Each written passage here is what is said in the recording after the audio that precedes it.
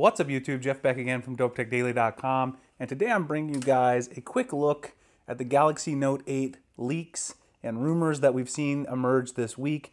We have an official date for the invite. Samsung sent out the invites for August 23rd. That's going to be the official unveiling. So we got to look at these renders this week provided by Case Company. This is Droid Life. There's their article. A lot of people published on it. So a lot of people have been talking about what they like about the Galaxy Note 8 renders. I'm going to talk about 5 things that I'm a little bit concerned about. Now, these are not things that are, deal breakers or anything, but there are some concerns when looking at these leaks. So the first concern I have, which I don't particularly like, I know a lot of people are going to agree with this one, is that as you can see here, if you zoom in, the Bixby button is back again. So I'm using the S Pen on the Tab S3. I figure it's only appropriate since we're talking about the Note 8. The Bixby button is back again. I was not a huge fan of the Galaxy S8.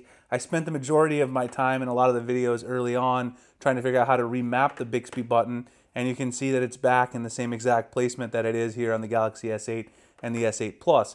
In addition, Samsung is supposedly going to be releasing some sort of headset to go along with Bixby that'll allow you to communicate easier. So it's going to be like a little Bluetooth headset that may be bundled or not. Anyway, it seems like Samsung's going to try to continue cramming Bixby down our throats, and I'm not a huge fan of that.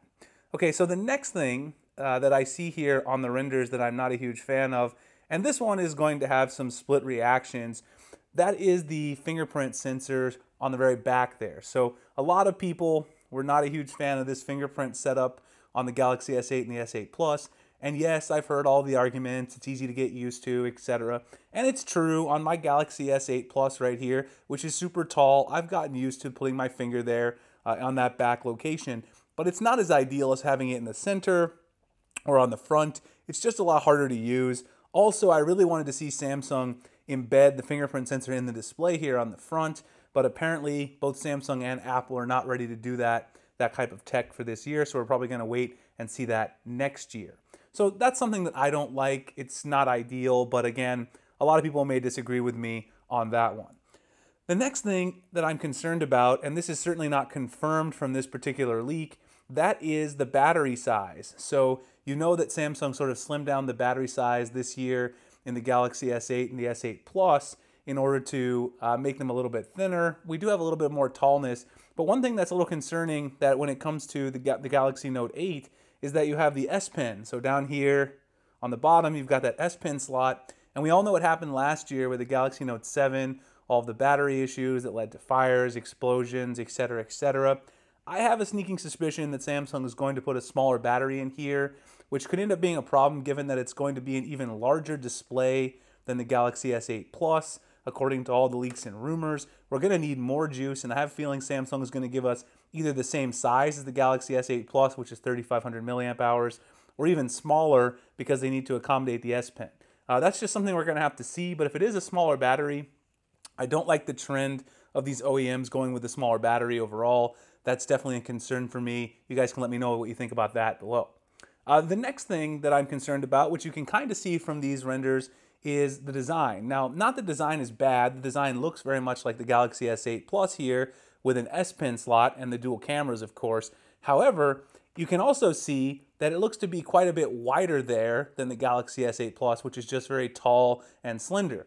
Now, considering this is going to be a bigger phone, it's going to have a bigger screen size, if they keep the same sort of extra tall aspect ratio idea, but also make it a little bit wider as well, that's going to make this phone huge. It's going to be somewhere along the lines of the Xperia XZ Premium, which is actually just as tall as the Galaxy S8 Plus, but it's actually very wide as well because it has that traditional 16:9 aspect ratio, as you can see. So, and that's a very unwieldy phone. It's probably going to be even larger than that. So I'm a little concerned about the pocketability. I know the Note line has not been known for that, but going with the extra tall aspect ratio and then also making it wide, that could make it difficult to reach the fingerprint sensor, which again is in that poor location.